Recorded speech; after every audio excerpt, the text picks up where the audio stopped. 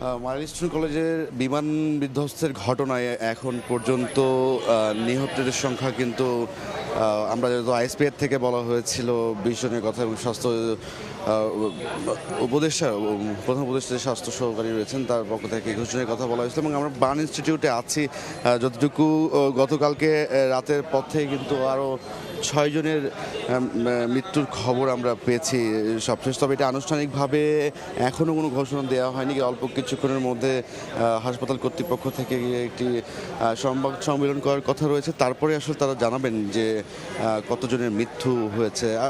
গতকালকে যারা এই বার্ন ইনস্টিটিউটে নেওয়া হয়েছিল আহতদের, তাদের সকলের বেশিরভাগই কিন্তু শরীরের অংশ 70 থেকে 80 90% কিন্তু পুড়ে গিয়েছিল, যার কারণে দেখা যাচ্ছে যে অনেক আমরা ডাক্তারের পক্ষ থেকে বলা হয়েছিল অনেকের অবস্থা গুরুতর হওয়ায় আশঙ্কাজনকভাবে ধারণা করা হচ্ছিল যে নিহতের সংখ্যা বাড়বে বলে গতকালকে যেমনটা বলা হচ্ছিল।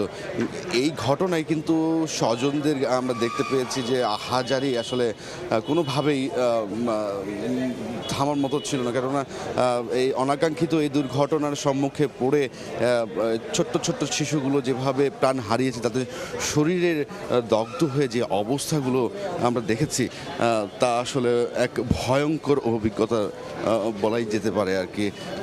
নিকট আত্মীয় সহ তাদের যে স্বজনগুলো রয়েছে তারা অপেক্ষায়, এবং সকলের মধ্যে একটা উৎকণ্ঠা যে সন্তানটার খবরটা না ভেতর থেকে কি আসে, সকলের মধ্যে যেন একটা উদ্বেগ উৎকণ্ঠা ভাব যেন আমরা লক্ষ্য করতে পারছি। আইনশৃঙ্খলা বাহিনী তো রয়েছে, বিশেষ করে সেনাবাহিনী সহ পুলিশ, অন্যান্য আইনশৃঙ্খলা সদর বাহিনীরা কিন্তু বিশেষ নিরাপত্তা রেখেছে। বিনা প্রয়োজনে বা যাদের কাগজ ছাড়া কাউকে ভেতরে প্রবেশ করতে দেওয়া হচ্ছে না।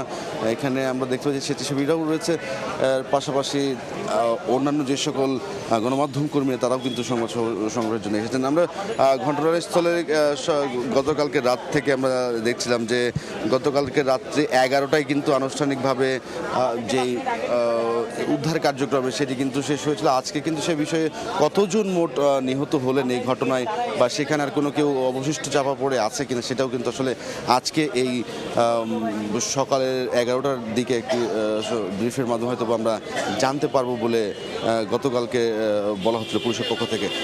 এই গতকালকে বিমানের যেই দুর্ঘটনা, সেই দুর্ঘটনায় যে সদস্যরা, যে শিশুগুলো বা নিহত হয়েছেন, তার মধ্যে কিন্তু একজন ছিলেন শিক্ষিকা।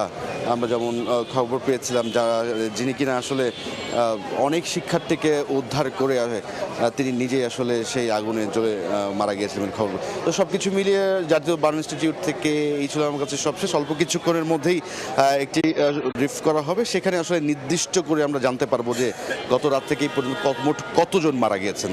এই ছিল আমার কাছে সবশেষ। সরাসরি যুক্ত ছিলাম জাতীয় বার্ন ইনস্টিটিউটে।